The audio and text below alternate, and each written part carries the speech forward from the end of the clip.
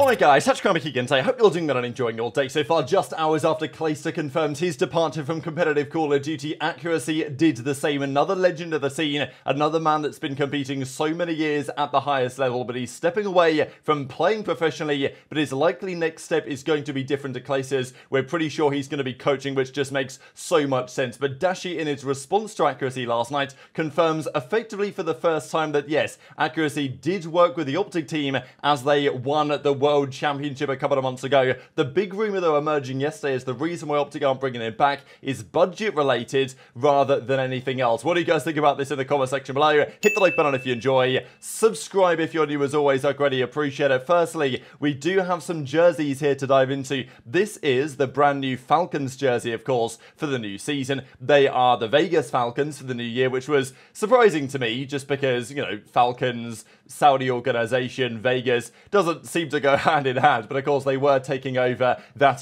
Vegas Legion spot, which of course now no longer exists. So how good's their roster going to be? We don't know. What they can do is put together a pretty fire video. So this is their jersey announcement. I will say just quickly, right, they gotta have one of the best logos in the league. I mean, this Vegas Falcons logo is nice as far as I'm concerned. I kind of said that wrong, but you guys get the picture. And here it is, kind of, well, rendered onto the sphere, as it were. So, yeah, here's your team of four: Exnid, Roxas, Khalid, and then, of course, King of Body. And this is the merch they're going with. So, you know, black and green. I kind of like their green. Maybe I was thinking a bit more green, but, you know, obviously you got Boston kind of doing that as well. They confirmed their jersey as well yesterday. Boston, we saw it in their announcement video, which looks something like this. It's kind of a classic style jersey, but I do kind of like the pink and the blue accents here and what they've got going on. So anyway, they've announced their stuff for the new season as well. Toronto's stuff has been pretty fire over the last few years. I don't know if I like this one as much. It's still pretty cool, to be honest. I mean, you guys can see their new jersey from here. I like the patterning and stuff. I'm just not sure about, you know, the amount of white on the jersey. Personally, I think it looks nice on the hoodie. On the jersey, I'm not so convinced.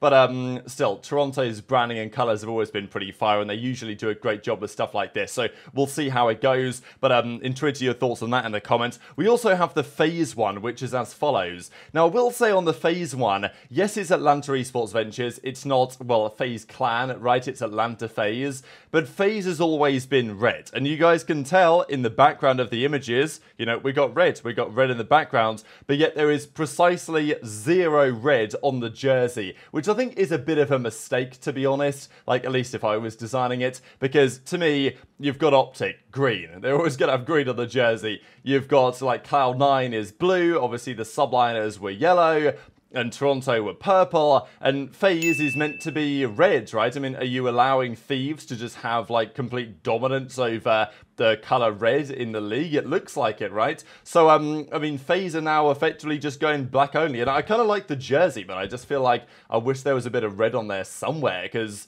without red, is it really FaZe? I don't know. It doesn't feel quite right to me, but intrigued to your thoughts as ever in the comments below. We did get one roster confirmation yesterday. To be fair, this team had pretty fire jerseys last year, and that is, of course, the Carolina Royal Ravens, the organisation that Clay was on, was kicked from before the World Cup and is now retired from. This is your team of four. Gwyn stays, TJ stays. Of course, TJ was released because his contract was over. They brought him back. Makes a lot of sense. So, you know, keeping hold of Gwyn is already a dub. Keeping hold of TJ had a great year, dub as far as I'm concerned. They wanted Mac. They maybe wanted Nero. That didn't happen. They got Vivid instead, which I think, you know, very talented player, and of the options probably made the most sense. But Slasher is obviously one of the interesting pieces here. Great historically on Treyarch games. A player who is pretty divisive in the community, really, because, you know, some people think, you know, World Champion 2016, one of the best ARs to ever do it, which I think is true. And some people think, yeah, this guy's washed up, right? His, you know, time on the FaZe team, of course, wasn't how he would have liked it to go. But I think of the options in that main AR leadership veteran role, Slasher is the guy to get out of the likes of, you know, Attach, Slasher, Clay, Accuracy, you know, these OG AR guys as they are now. Attach, of course, wasn't, but now he kind of is. Slasher, I still think, has got some gas left in the tank. I think this will be a telling year if this year doesn't go well for him. Tough to imagine what the future holds, but I actually really quite like this team. They've got Brian Saint still over there from a coaching perspective.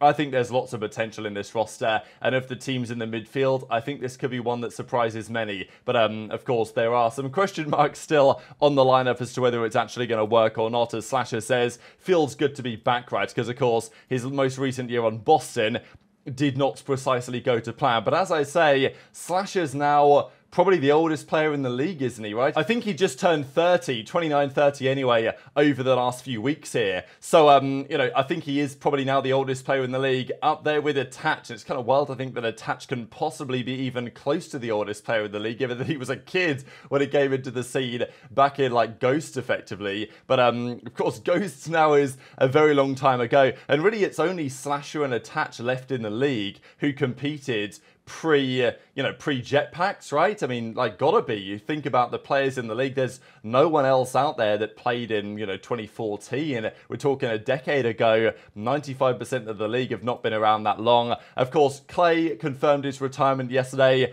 There was a funny clip I'll play for you guys either at the end of this video or this evening's video when Clay was talking about Scrappy and how no one ever got under his skin. I don't know if I ever fully believe that, right, from Clay, because it seemed like Scrappy got under his skin a little bit in this clip, right? But obviously this clip was kind of famous, what Clay had to say to Scrappy after they played this series, and Clay obviously looks back at it quite fondly and was like, yeah, went out with a bag, went out with like a true COD player in many respects with what he said to Scrappy after getting knocked out of the tournament. It was cool to see as well some further words. Of course, we discussed it in yesterday's video, but as Formal says, appreciates how much we pushed each other back in the day, made it so much more fun to compete. GG's Clay, great career, brother. And other comments as well from the likes of Dashi. We know that these guys had a bit of drama back in the day between the pair of them, right? You guys remember when it was the start of Cold War, the XM4 was the meta, and I remember Clay and Dashi had a bit of a back and forth. Didn't Dashi say Clay was like a C-tier player or something in one of these Optic videos? And then Optic decided never to do a player tier list ever again because it caused too much controversy. And as Dashi says, some insane battles over the years. Incredible career, good luck. We'll see what Clay's up to next. I think for accuracy, however, it's pretty clear what he's going to be up to next. And I didn't expect both of these announcements yesterday. Of course, it was coming that Accuracy was going to confirm his retirement from COD. I thought maybe they might do it on different days. But no, Iceman out, he says, Accuracy sitting down discussing his career. And to be honest, he's done a great job maintaining the longevity that he has. Obviously multiple championship winner, been around in so many different eras as well, competing way back in the day, winning championships on multiple titles, and then even in the CDL era, maintaining that competitiveness. And despite the fact that individually might not have been the strongest AR to ever do it, or the strongest AR in recent years, and of course people talk about his playstyle and iron boots and stuff like this, but look, the reality is Accuracy delivers results, knows how to get the best out of talent. The fact that he was able to come into that Seattle Surge team with Sib and Pred, and those guys just speak so highly of Accuracy's leadership and ability, is super commendable. And the reality is that people, like the fans, would have probably said for the last couple of years, why is Accuracy getting a spot? But there's clearly a great reason for that, and there's a reason why many of the players that he's teamed with over the last few years go on to continue to do fantastic things. So a great competitor, and someone who I don't think is going to be disappearing at all from the competitive landscape in the CDL, with the rumour, of course, that he's going to become a coach. It just makes way too much sense for that to happen. As Slasher says, what a ride, from enemies to almost fighting at Anaheim. I don't really know the full story behind that, so I'll have to find that out at one point. To being, of course, like a brother, best friend, the GA commissioners, I think, basically is what Accuracy and Slasher over the last few years. One of the few real ones. So, yeah, Slasher realizing that, damn, I'm like the oldest guy in the league now. Kind of wild to think about that. Even Attach, I thought this is funny. My brother from day one, Attach and Accuracy, phenomenal duo. Like, Attach was another player who massively respected Accuracy. I remember kind of almost famously during Black Ops 4, I think it was, the Evil Geniuses team, Attach had other opportunities, but he went to Evil Geniuses that wasn't on paper the best team because they had Accuracy there as well, and it nearly ended up working out spectacularly for that roster towards the end of the season. He then says, though, was happy to 3-0 you in your last online CDL match. Best of luck with what is next, of course. And then Dashi says the following, and this is when things kind of got interesting last night, is Dashi hits the replies and says, congrats on the career, bro. Appreciate what you did for for us. So this is not in the video anywhere. The, rumors at least that Accuracy was working with the Optic Texas team over the World Championship. But this has really been something of an open secret in the community, right? That Accuracy was working with those guys. Of course, he played and had lots of success with Kenny back in the day. The same thing true with Pred in recent times. And then, of course, Optic had a disastrous Major 4 run. The rumours started to emerge. They brought Accuracy in as something like a consultant coach, and clearly, he helped Kenny and Pred's mentality get back into the right spot, and then they went on to win the World Championship, right? And I think, like, everyone knew this was happening. Accuracy was backstage with the team and stuff like that. But of course, it was a bit of a grey area because Accuracy was still technically contracted to the Minnesota Rocker, to G2, and he played for them at the World Cup. So the idea of a player for a certain team coaching and helping another team. No, it's not like Rocker were even there at the World Championship, so it didn't really matter. But, I think technically that's why they tried to play it down a bit. It's because Accuracy was technically contracted here and he was kind of helping the boys out there, so maybe there was a little bit of a grey area going on. But Dashi makes it pretty obvious publicly and says, appreciate what you did for us. So, like, what else did he do? He lined them up back in Black Ops Cold War? Like, he can't be talking about that, can he? He's obviously talking about, like, what's happened over the World Championship run. But of course, they won the World Championship with Coach Lamar behind the scenes. Karma, Accuracy, JP Krez as an analyst, like, that's an incredibly solid coaching lineup. Karma and Accuracy, in my opinion, sound like a great coaching combination duo, because Karma knows everything about competitive COD, the strategy, like what it takes to win, stuff like this, and compete at the high level for a very long time, and also understands the game at an incredibly deep level. Accuracy is a great, like, people person, and I think it seems critical, and maybe Preds can carry that into next year anyway, and Kenny can carry that into next year anyway. But without Accuracy, it is still a question mark, and therefore people wondered, like, well, why aren't they just bringing him back anyway, right? I mean, they literally won the World Championship with this guy coaching. Dashi's now effectively admitted so publicly. Why not bring him back? The rumour is that effectively Optic don't have the money to support this, right? They've got to pay their players a lot of money anyway, even though they're probably taking some degree of pay cuts.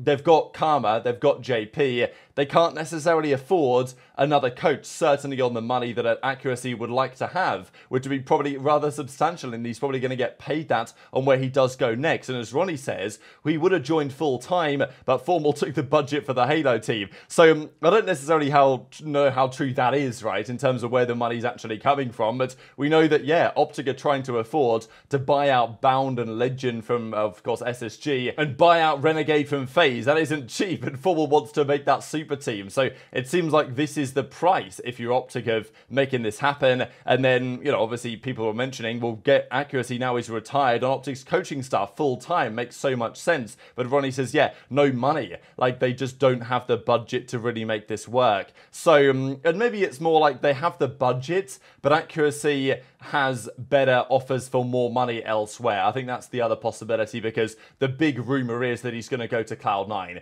because Cloud9 features Sib, guy that Accuracy played with and had success with. They feature Attach, we believe, a guy, same applies there. So, C9 makes lots of sense for Accuracy to go there. That's the current rumour anyway, and I think Accuracy will be a phenomenal coach.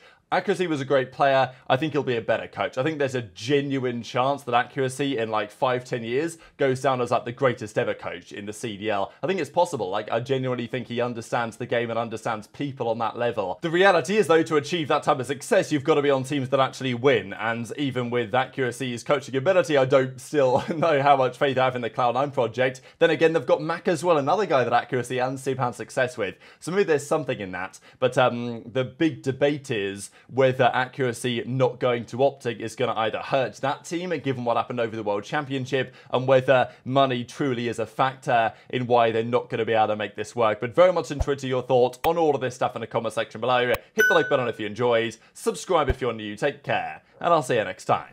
Window on me. Hey, bud. Hey, bud. Tell me behind the circle. Hardpoint, flush out the enemy. Enemy bomb in. Spawn snake. Get to cover. Enemy holds the hardpoint.